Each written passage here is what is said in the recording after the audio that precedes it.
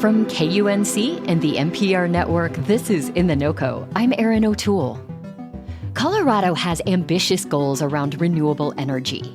Governor Jared Polis wants 100% of the energy in the state to come from renewable sources by the year 2040. But there's an obstacle.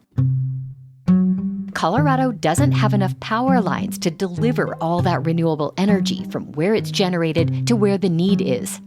A recent study from the state's Electric Transmission Authority found that Colorado needs to invest at least $4.5 billion in new power lines over the next decade or two just to keep up with demand.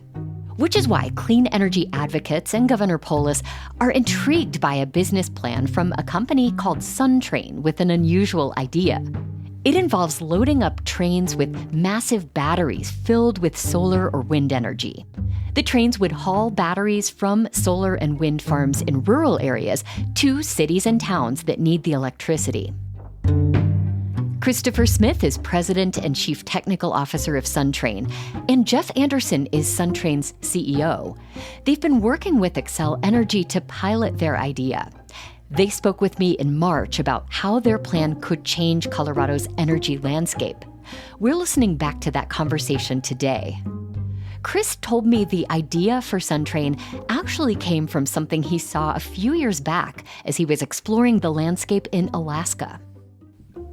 We happened across a vista where we could see a large train moving from Fairbanks to Anchorage. Mm-hmm. And when we were looking at this train, we were kind of surprised by how many energy products are on it. We saw coal, oil, natural gas, what we believed. And then during a particular section of the train that was carrying shipping containers, I incorrectly identified them as batteries because coming from my background in the energy development space and the electrification and all that, a 20 or 40-foot shipping container in my world is a battery. Turns out that's not what was on that train, but that's what inspired the aha moment was, wow, you could put batteries on trains because every other form of energy within reason already moves over the freight railroad network, right? And batteries could as well. So that's where it came from.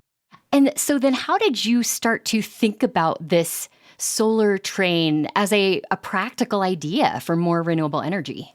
Really where everything had to start was how sprawling our existing freight railroad network in the United States actually already is. Contrary to popular belief, our railroad network is sprawling and is one of the best in the world, and there's over 140,000 miles of active rail lines now. And it moves virtually every form of energy that we already use in great amounts. Natural gas, coal, oil, ethanol, shales, biomass, even spent nuclear waste. So the idea was, why can't we run raw electricity as a commodity over that network, just like we move everything else? Jeff, could you expand on that a little bit? What's the advantage of using giant batteries and rail lines to deliver energy rather than power lines? Well, I mean, I think let's go back to your introduction. The $4.5 billion the state says they need to spend on a new transmission capacity. It's not just a question of investment. The challenge is it takes, on average, 10 to 20 years to build a single new transmission line. The wait to connect to transmission with capacity is so long that potential projects fall apart. They can't retain their financing. Wow. And so the benefit of SunTrain is we don't have to build a transmission line. We don't have to go across 32 different jurisdictions and 5,000 pieces of private property, all of which need to approve a new power line in order for it to be constructed. We run on the existing Class 1 freight lines that are already there and have spare capacity, are going to have more capacity as coal trains disappear. So we can do this an order of magnitude faster, as quick as 2 years, as opposed to 20 years to build a transmission line. And what does one of these battery cars look like, Chris? Would I be able to tell I'm not just looking at an ordinary freight car? Our Generation 1 rail car, which is designed to get us to market quickly, you wouldn't really be able to see it as anything different from any other freight train out there. We're using 20-foot shipping containerized batteries. And the reason 20-foot shipping containers make a lot of sense is because they're readily available. They can be moved easily on truck, on ship, on train, obviously. So they're really similar to the kinds of shipping containers we already see on trains. Yep. If you were looking closely, there'll probably be some markings and logos and a Class 9 hazmat sticker, and maybe we'll put some cool lightning bolts on it. But otherwise, this is going to look like a 20-foot shipping container that you've seen on any other rail car. Sure. Go big. Brand that logo on there. I'm still trying to wrap my brain around what this looks like with giant batteries, essentially the size of train cars. Chris, how much power can one of these SunTrains carry on a trip? So we've been very careful to not ask the railroads to innovate at all. And the reason for that is they've been around, 200, 300 years, and not very much has changed. Right. The amount of energy that we can haul is based around how long they let us make our train lengths. And since we wanted to be doing what the railroads are already doing, we mirror coal trains, which means our trains are anywhere from 8,000 to 9,000 feet long. With an 8,000 to 9,000 foot train, we can get nearly 2 gigawatt hours of energy on a single train. How much is that in terms of powering homes? So generally speaking, about 1 gigawatt hour of energy can power a city of about 100,000 for an entire day. Wow. So if we had 2 gigawatts, that's a city of 200,000 maybe for a day, or a city of 100,000 for 2 days. So it's a very meaningful amount of energy.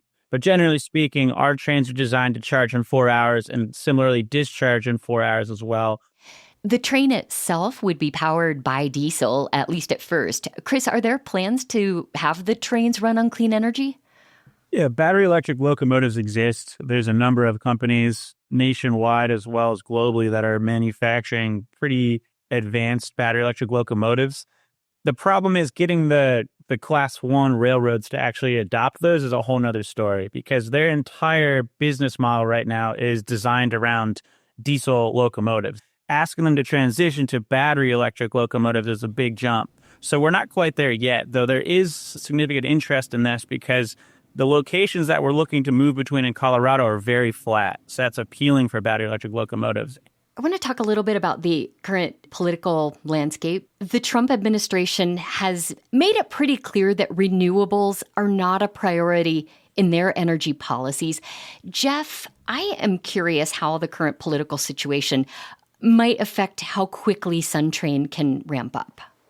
There are definitely political headwinds that are impairing our ability to move forward, but they're not stopping us. We also have things at our back pushing us forward. One, as you said in your introduction, the state of Colorado has spent $4.5 billion on new transmission just to keep up with existing demand. States still have low carbon energy production goals. Utilities have their own goals. Companies have their own goals.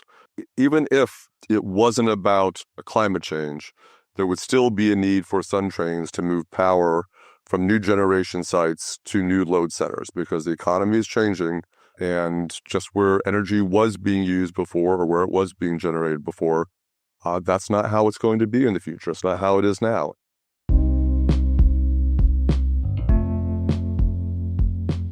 Jeff Anderson and Christopher Smith are with SunTrain, which is based in San Francisco. I spoke with them in March. They're working to use batteries to transfer renewable energy by rail in Colorado. You'll find more information in our show notes and at KUNC.org. That's it today for In The NoCo. I'm Erin O'Toole. Thanks so much for listening.